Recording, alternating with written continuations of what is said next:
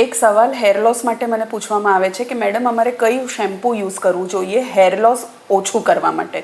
તો સૌથી પહેલાં તો આપણે જાણીએ કે શેમ્પૂ જે છે એ વાળમાં ક્લિન્ઝિંગ માટે યુઝ થાય છે, એટલે કે સ્કેલ્પ ઉપર જે પણ ઓઇલ છે, ડસ્ટ છે કે ગંદકી છે એને સાફ કરવા માટે યુઝ થતું હોય છે.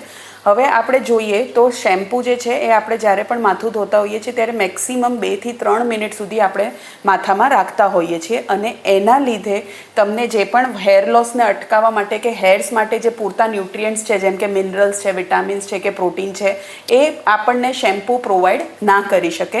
અને ઓબ્વિયસલી જો એ પ્રોવાઈડ ના કરી શકે તો કોઈ પણ શેમ્પૂ યુઝ કરો તમે એનાથી હેર લોસને અટકાવી નથી શકતા.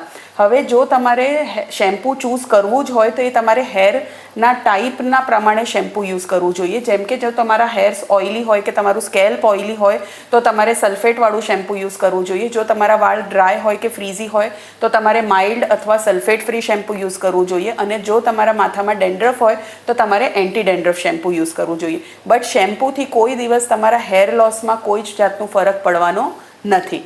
સો હેર લોસ માટેની જે પણ પ્રોબ્લેમ છે એ તમારે ડર્મેટોલોજિસ્ટને દેખાડવી પડે, ઇન્વેસ્ટિગેટ કરાવવી પડે અને એની પ્રોપર ટ્રીટમેન્ટ લેવી જરૂરી છે. Thank you.